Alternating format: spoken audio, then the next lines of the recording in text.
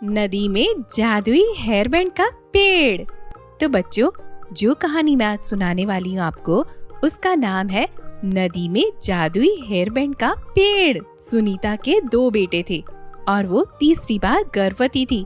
सुनीता मंदिरों में मन्नतें मांगती थी क्योंकि इस बार उसे बेटी चाहिए थी, जिस वजह से सुनीता भगवान से मन्नतें करती थी। फिर एक दिन सुनीता तैयार होकर अपने पति से बोलती है, सुनिए जी, मैं मंदिर जा रही हूँ, जल्दी वापस आ जाऊंगी। क्या सुनीता, कल ही तो तुम मंदिर गई थी। रोज रोज मंदिर जाना जरूरी है और ऐसी हालत में तो तुम्हारा बाहर जाना ठीक भी नहीं रहेगा। अरे आप तो चुप ही रहिए, मंदिर जाते समय कोई टोकता है भला? इस बार मुझे लड़की चाहिए तो भगवान के पास तो जाना ही पड़ेगा। सुनीता, ये सब हमारे हाथ में नहीं है, तुम समझती क्यों नहीं? क्या बचकानी बातें कर रही हो?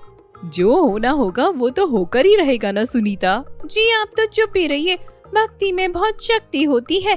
देखना, इस बार भगवान की कृपा से हमारे घर पे लड़की होगी। इतना कहकर सुनीता वहाँ से चली जाती है। तभी मनोज अपने मन में सोचता है, अरे ये तो चली भी गई, कम से कम जाते समय पानी तो ले जाती। दूसरी तरफ सुनीता कड़कती धूप में पैदल मंदिर को निकल जाती है। चलते चलते धूप बहुत तेज होने लगती है। सुनीता को पानी की प्यास लगती है और आसपास उसे कहीं पर पानी नजर नहीं आता।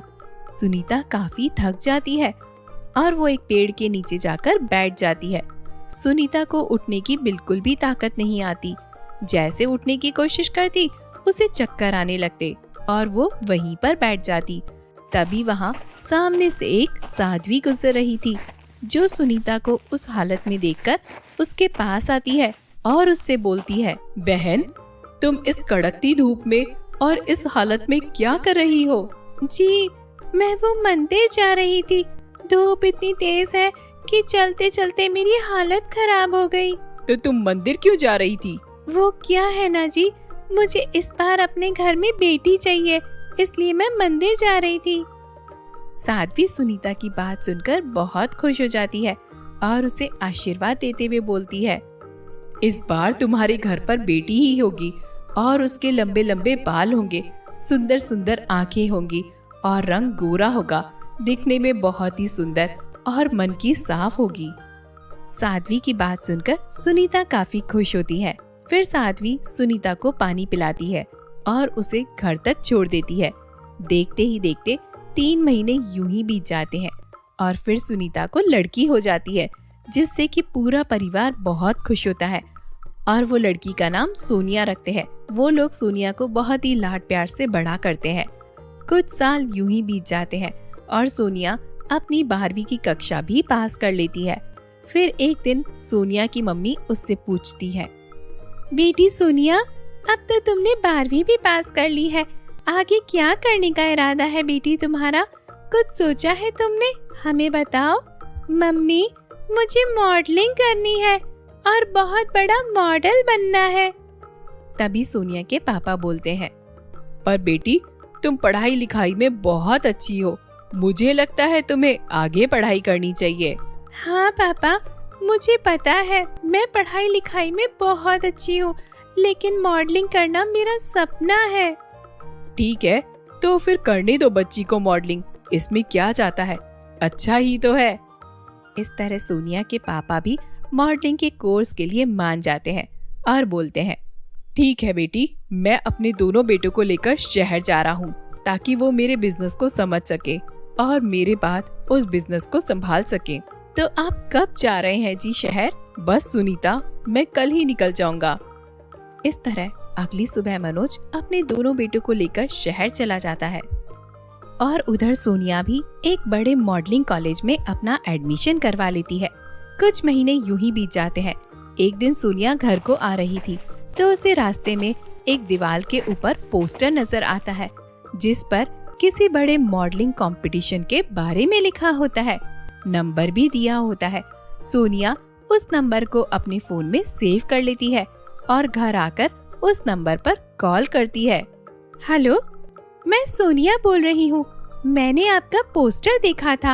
आप किसी बड़े मॉडलिंग कंपटीशन को करवा रहे हैं। जिसमें विजेता को किसी बड़े एक्टर के साथ काम करने का मौका मिलेगा? जी हाँ मैडम, आपने बिल्कुल सही सुना है।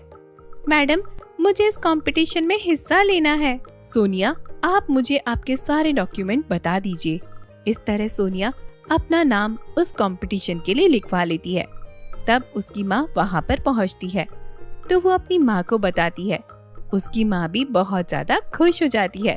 दोनों खुशी से नाचने लगते हैं और धीरे धीरे यह बात पूरी कॉलोनी में फैल जाती है। फिर एक दिन सोनिया के घर पे उसकी सहेली कैटरीना आती है और वो सोनिया से कहती है, हाय सोनिया, कैसी हो तुम?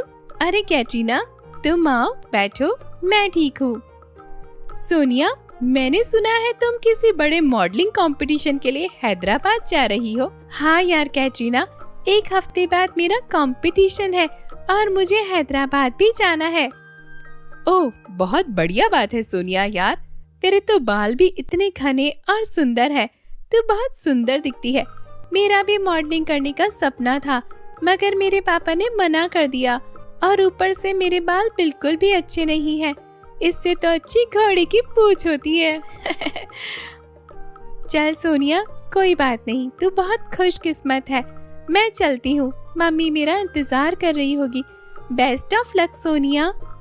इतना कहकर कैटरीना वहाँ से चली जाती है। फिर अगले दिन ये बात उसकी सहेली अहाना को पता चलती है कि सोनिया ने किसी बड़े कंपटीशन में हिस्सा लिया है। तो वो इस बात से बहुत ज्यादा चिढ़ जाती है और सीधा सोनिया के घर चली जाती है।